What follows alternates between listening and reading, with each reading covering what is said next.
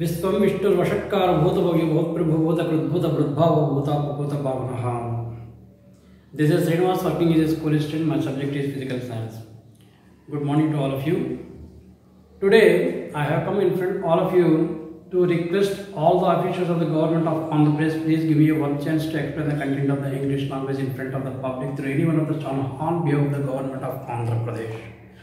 Because of this is a very valuable content about the concept of English language. ఎందుకు ఇలా అడుగుతున్నానండి అంటే నా యొక్క 53 సంవత్సరాల కాలంలో విద్యార్థిగా నాకు ఉండేటువంటి డౌట్స్ అనేటువంటివి ఈ యొక్క విద్యా విధానం అనేటువంటిది తీర్చలేదు.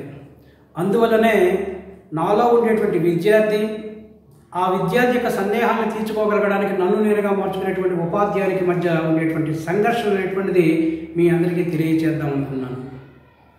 సార్, మనము ఒక భాషను నేర్చుకోవాలి. ఒక భాషను నేర్చుకోవాలంటే ఎన్ని సంవత్సరాల కాలం మనకి పడుతుంది?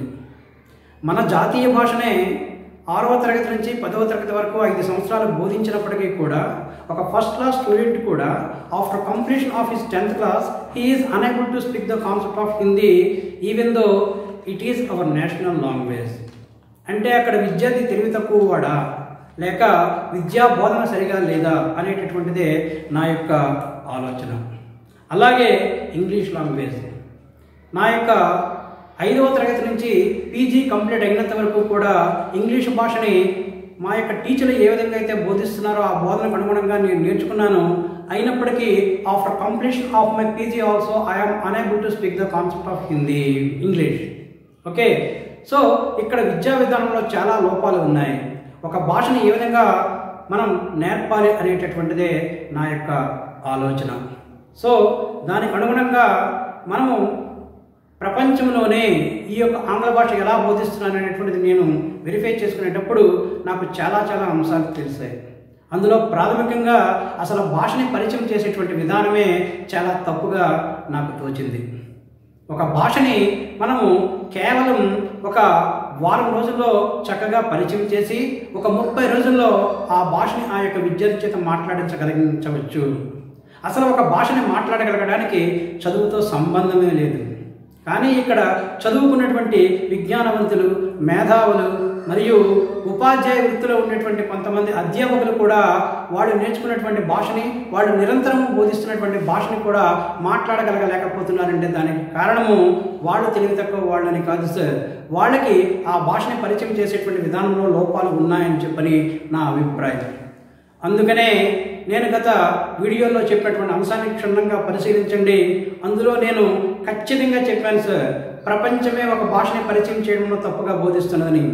అందులో నేను కేవలం ఫండమెంటల్స్ మాత్రమే చెప్పాను సార్. నిజానికి ఒక భాషను ఎలా పరిచయం చేయాలి, ఎలా విద్యార్థి చేత ఆ భాషని మాట్లాడించగలగాలి అనేటువంటిది చేయగలగడానికి చాలా ప్రత్యేకమైనటువంటి విధానం అనేటువంటిది. ప్రత్యేకంగా ఏం విధానం అంటూ ఉండదండి. నార్మల్ విధానంలో అంటే న్యాచురల్గా ఒక భాషని మనం ఎలా నేర్చుకున్నాం, మన 2 సంవత్సరాల ప్రాయంలోనే మనం నేర్చుకున్నాం sir. We are all live examples to give the statement that there is no necessity of the grammar to speak our mother languages. ప్రపంచంలో ఉండేటువంటి వివిధ దేశాల్లో ఉండేటువంటి పిల్లలందరూ కూడా వాళ్ళ యొక్క మాతృభాషని చాలా చక్కగా మాట్లాడుతున్నారు. ఎప్పుడు వాళ్ళకి గ్రామర్ అనే పదం కూడా తెలియని సందర్భాల్లో మాట్లాడుతున్నారు సార్. వాళ్ళు ఒక భాష కాదు సార్, చిన్నతనంలో వాళ్ళకి 2-3 భాషను పరిచయం చేసినా కూడా వాళ్ళు ఆ యొక్క భాషని ఖచ్చితంగా మాట్లాడగలుగుతూ ఉంటారు.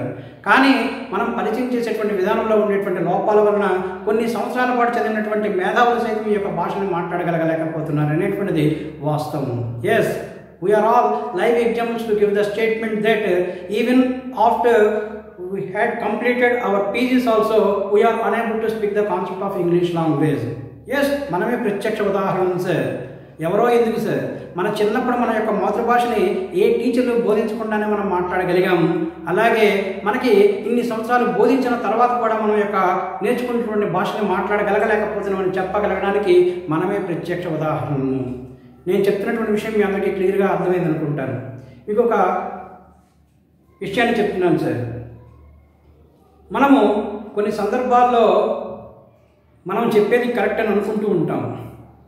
ఓకే, ఒక తెనాలి రామకృష్ణ కవి తన యొక్క జీవితకాలంలో శ్రీకృష్ణదేవరాయలు గారి ఆస్థానంలో కొలువును సంపాదించేటువంటి క్రమంలో అతను ఎదుర్కొన్నటువంటి సమస్య అతను ఆ కొలువులో చేరినటువంటి సందర్భంలో అక్కడ ఉండేటువంటి రాజుగారు కానీ, అలాగే విద్యావేత్తలు కానీ, సలహాదారులు కానీ, లేక న్యాయాధికారులు కానీ తీర్చలేనటువంటి సమస్యని తెనాలి రామకృష్ణ గారు పరిష్కరించగలిగాడు కాబట్టి అతనికి శ్రీకృష్ణదేవరాయ గారి కొలువులో ఆస్థానం అనేటువంటిది లభించింది.